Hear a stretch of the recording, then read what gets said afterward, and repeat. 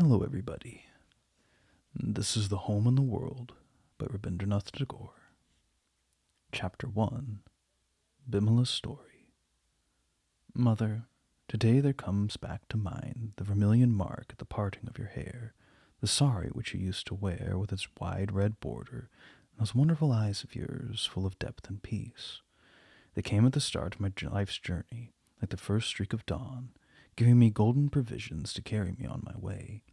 The sky which gives light is blue, and my mother's face was dark, but she had the radiance of holiness, and her beauty would put to shame all the vanity of the beautiful. Everyone says that I resemble my mother. In my childhood I used to resent this. It made me angry with the mirror, and I thought it was God's unfairness which was wrapped round my limbs, that my dark features were not my due, but had come to me by some misunderstanding. All that remained for me to ask of my God in reparation was that I might grow up to be a model of what woman should be, as one reads it in some epic poem. When the proposal came for my marriage, an astrologer was sent who consulted my palm and said, "This girl has good signs, she will become an ideal wife." And all the women who heard it said, "No wonder, for she resembles her mother." I was married into a Rajah's house. When I was a child, I was quite familiar with the description of the prince of the fairy story, but my husband's face was not of a kind that one's imagination would place in fairyland. It was dark, even as mine was. The feeling of shrinking which I had about my own lack of physical beauty was lifted a little, and at the same time a touch of regret was left lingering in my heart. But when the physical appearance evades the scrutiny of our senses and enters the sanctuary of our hearts, then it can forget itself. I know from my childhood's experience how devotion is beauty itself in its inner aspect. When my mother arranged the different fruits carefully peeled by her own loving hands on a white stone plate and gently waved her fan to drive away the flies while my father sat down to his meals, her service would lose itself in a beauty which passed beyond outward forms. Even in my infancy I could feel its power. It transcended all debates or doubts or calculations. It was pure music. I distinctly remember after my marriage, when early in the morning I would cautiously and silently get up and take the dust of my husband's feet without waking him. How at such moments I could feel the vermilion mark upon my forehead shining out like the morning star. One day he happened to wake and smiled as he asked me, "What is that, Bimala? What are you doing?" I can never forget the shame of being detected by him. He might possibly have thought that I was trying to earn merit secretly, but no, that had nothing to do with merit. It was my woman's heart which must worship in order to love. My father-in-law's house was old in dignity from the days of Badshahs. Some of its manners were of the Moguls and Pathans, some of its customs of Manu and Parashar. But my husband was absolutely modern. He was the first of the house to go through a college course and had taken his M.A. degree. His elder brother had died young, of drink, and left no children. My husband did not drink and was not given to dissipation. So foreign to the family was this abstinence that to many it hardly seemed decent. Purity, they imagined, was only becoming in those on whom fortune had not smiled. It is the moon which has room for stains, not the stars. My husband's parents had died long ago, and his old grandmother was mistress of the house. My husband was the apple of her eye, the jewel on her bosom, and so he never met with much difficulty in overstepping any of the ancient usages. When he brought in Miss Gilby to teach me and my companion, he stuck to his resolve in spite of the poison secreted by all the wagging tongues at home and outside. My husband had just then got through his B.A. examination and was reading for his M.A. degree, so he had to stay in Calcutta to attend college. He used to write to me almost every day, a few lines only in simple words, but his bold, round handwriting would look up into my face oh so tenderly. I kept his letter in a sandalwood box and covered them every day with the flowers I gathered in the garden. At that time the prince of the fairy tale had faded like the moon in the morning light. I had the prince of my real world enthroned in my heart, and I was his queen. I had my seat by his side, but my real joy was that my true place was at his feet.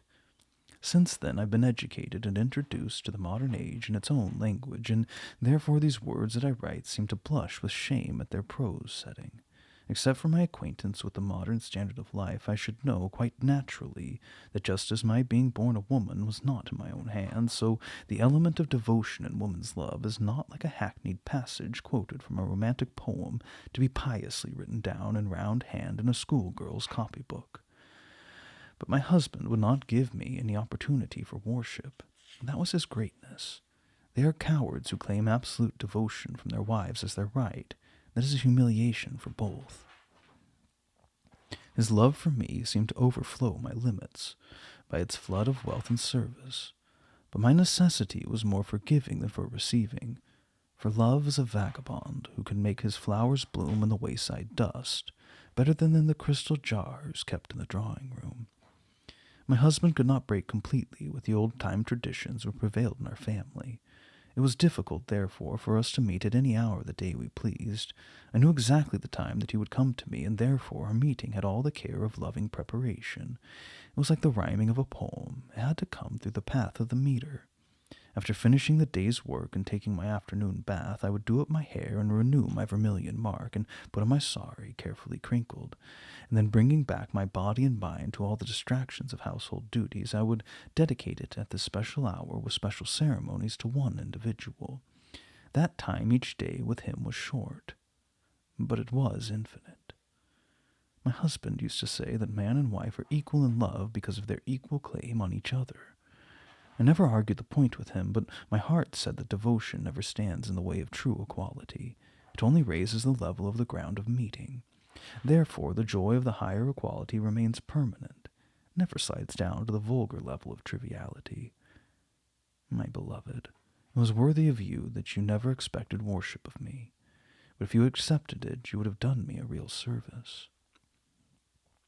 You showed your love by decorating me, by educating me, by giving me what I asked for and what I did not. I have seen what depth of love there was in your eyes when you gazed at me. I have known the secret sigh of pain you suppressed in your love for me. You loved my body as if it were a flower of paradise. You loved my whole nature as it had been given you by some rare providence. Such lavish devotion made me proud to think that the wealth was all my own which drove you to my gate, but vanity such as this only checks the flow of free surrender in a woman's love. When I sit on the Queen's throne and claim homage, then the claim only goes on magnifying itself. It's never satisfied. Can there be any real happiness for a woman in merely feeling that she has power over a man? To surrender one's pride and devotion is woman's only salvation. It comes back to me today how, in the days of our happiness, the fires of envy sprung up all around us. That was only natural, for I had not stepped in my good fortune by mere chance and without deserving it. But Providence does not allow a run of luck to last forever, unless its debt of honor be fully paid day by day through many a long day and thus made secure. God may grant us gifts, but the merit of being able to take and hold them must be our own. Alas, for the boons that slip through unworthy hands. My husband's grandmother and mother were renowned for their beauty, and my widowed sister-in-law was also of a beauty rarely to be seen. When in turn fate left them desolate, the grandmother vowed she would not insist on having beauty for her remaining grandson when he married. Only the auspicious marks with which I was endowed gained me entry into this family. Otherwise I had no claim to be there. Received their need of respect, they had, however, got used to the ways of family and managed to keep their heads above water, buoyed up by the dignity of Ranis of an ancient house, in spite of their daily tears being drowned in the foam of wine and by the tinkle of the dancing girls' anklets. Was the credit due to me that my husband did not touch liquor nor squander his manhood in the markets of woman's flesh? What charm did I know to soothe the wild and wandering mind of men? It was my good luck, nothing else. For fate proved utterly callous to my sister-in-law. Her festivity died out while yet the evening was early, leaving the light of her beauty shining in vain over empty halls, burning and burning with no accompanying music. His sister-in-law affected a contempt for my husband's modern notions. How absurd to keep the family ship, laden with all the weight of its time-honored glory, sailing under the colors of a slip of a girl-wife alone. Often I felt the lash of scorn, a thief who had stolen a husband's love, a sham hidden in the shamelessness of new-fangled finery. The many-colored garments of modern fashion with which my husband loved to adorn me roused jealous wrath. Is she not she ashamed to make a show widow of herself, and with her looks too? My husband was aware of all this, but his gentleness knew no bounds. He used to implore me to forgive her. I remember I once told him, women's minds are so petty, so crooked. Like the feet of Chinese women, he replied. Has not the pressure of society cramped them into pettiness and crookedness? They are but pawns of the fate which gambles with them.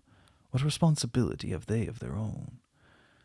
My sister-in-law never failed to get from my husband whatever she wanted. He did not stop to consider whether her requests were right or reasonable, but what exasperated me most was that she was not grateful for this. I had promised my husband that I would not talk back at her, but this set me raging all the more inwardly. I used to feel that goodness has a limit which, if passed, somehow seems to make men cowardly. Shall I tell the whole truth? I've often wished that my husband had the manliness to be a little less good. My sister-in-law, the Bhararani, was still young and had no pretensions to saintliness. Rather, her talk and jest and laugh inclined to be forward. The young maids with whom she surrounded herself were also impudent to a degree, but there was none to gainsay her, for was not this the custom of the house? It seemed to me that my good fortune in having a stainless husband was a special eyesore to her. He, however, felt more the sorrow of her lot than the defects of her character.